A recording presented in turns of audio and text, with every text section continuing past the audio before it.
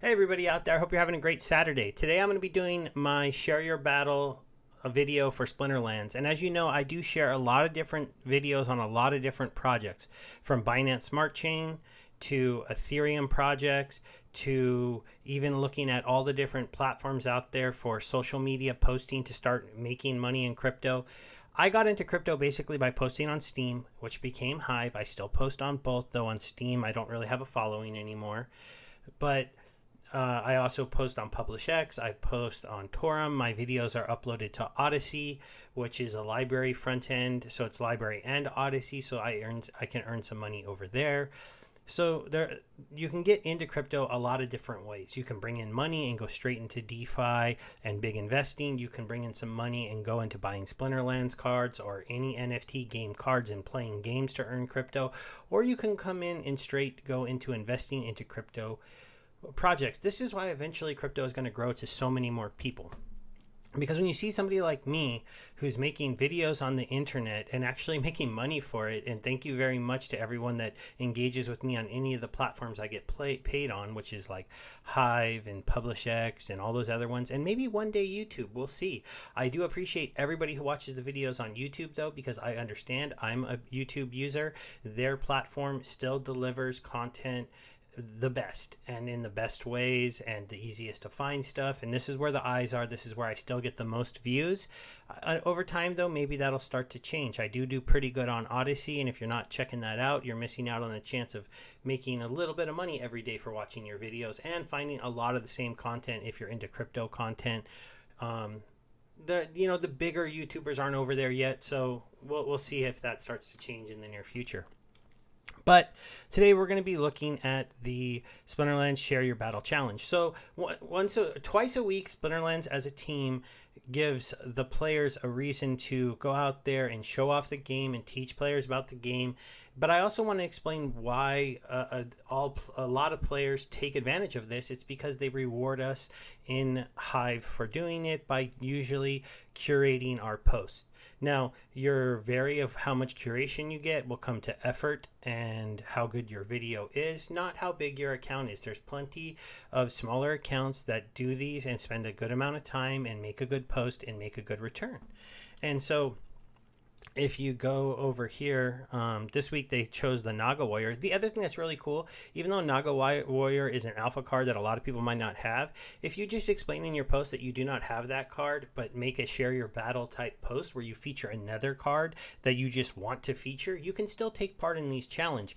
So don't feel like if you're a brand new player and you're like, I don't have that card, and that card costs like a whole bunch of money I don't want to spend just to get into this. And here's their other one they do. It's just a general social media challenge.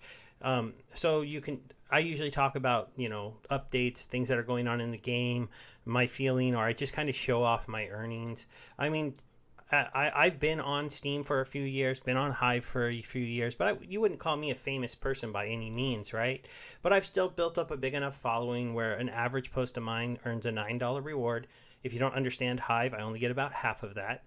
But a bigger post for the Splinterlands that gets supported just by them gets me a $25 post, which I get about half of. Here's my silly little sticker guy. Here's my kids, for anybody that knows that a lot of my crypto work is probably going to benefit them a lot more than myself, but I'm okay with that. And then here's my last Share Your Battle post, which got up to a $57 reward. And that's because I use the 3Speak platform, and they occasionally come out and support my work. They usually support the work of anybody that's uploading videos to their platform.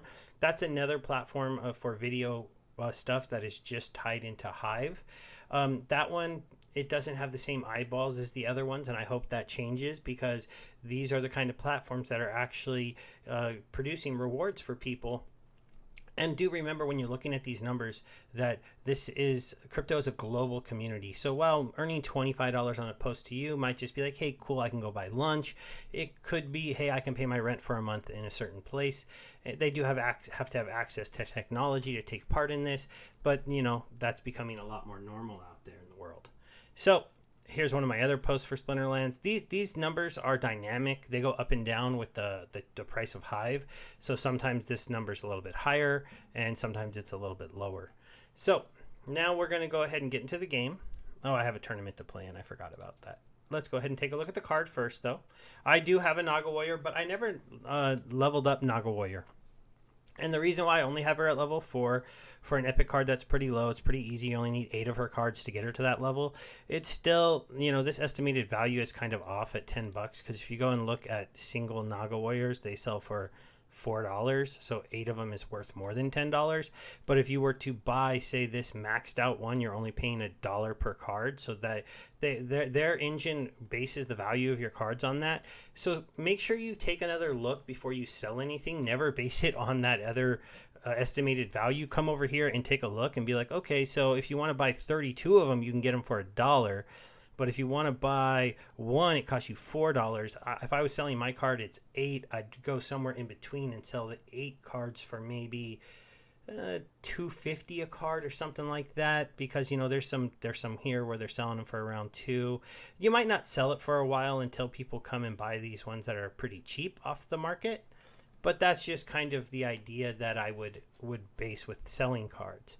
That's not really part of Share Your Battle, but I thought I would show you that really quick if you're like wondering the kind of card values that this game currently has. And they're going up, which is really exciting because I have a pretty good collection. So I'm in a pretty good mood whenever I'm looking at my Splinterlands stuff. So why didn't I ever level Naga Warrior past here? This is an excellent card at the top levels. You're talking 6 cost, 5 attack. It's got 4 speed. It has 9 health, and then it enrages and can fight back. So literally, if it gets hit first, it gets faster, hits harder, and then might hit the person back with a retaliate and then hit them again, finishing them off on the first turn with 2 attacks that would be at 6. So not a lot of things, especially early on in alpha, took 5. Well, I'll explain to you why I didn't level this card up. And it's pretty easy. If we go back to my cards and you look at the water team and you look at the alpha water team. So this was the alpha water team. They were not that impressive to me, so I didn't level the team.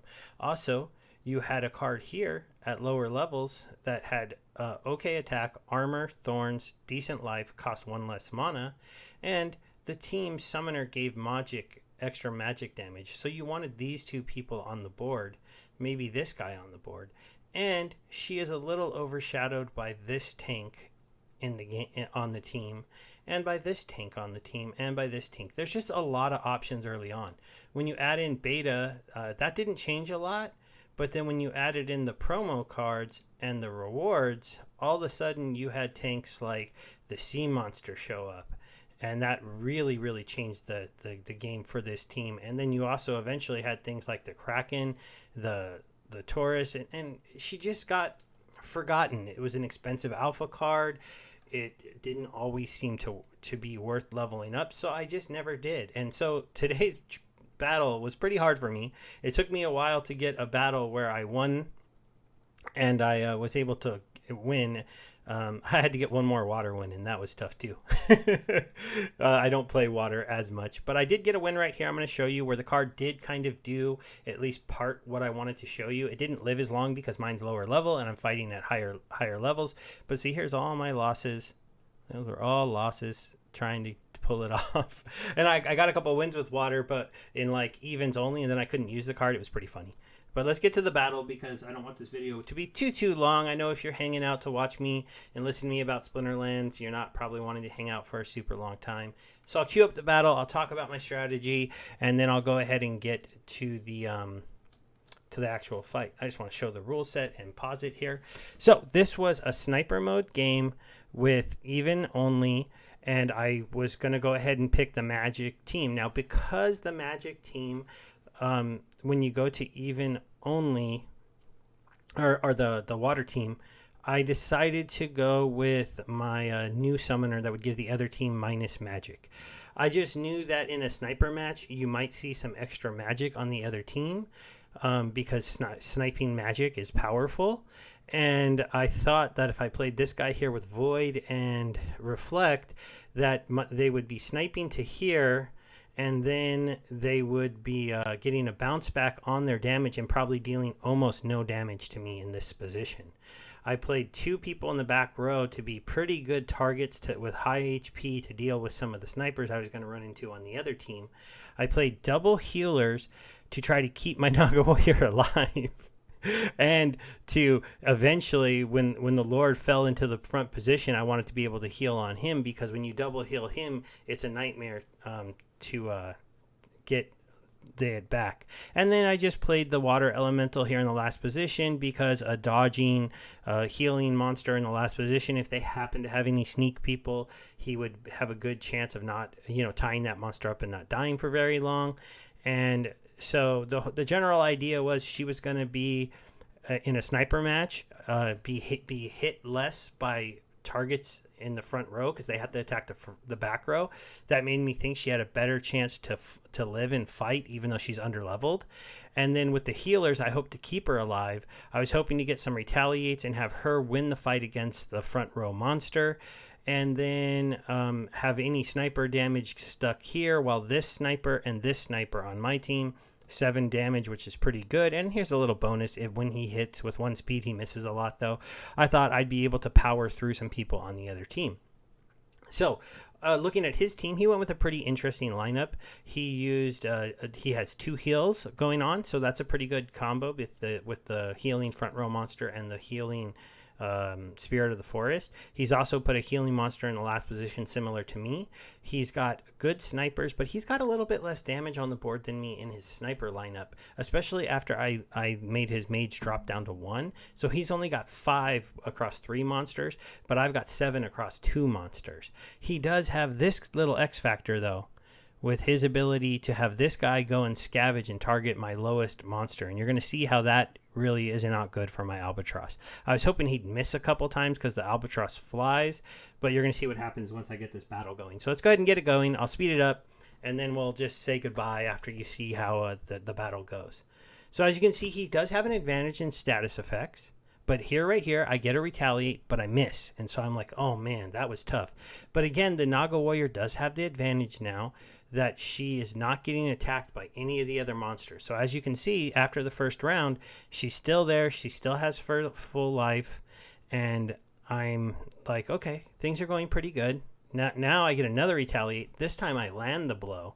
And this time I finish him off. Now, Thorns, unfortunately, devastated me, and if I had had her at a higher level, she would have barely survived that, and she might have been able to get a retaliate on the Crow.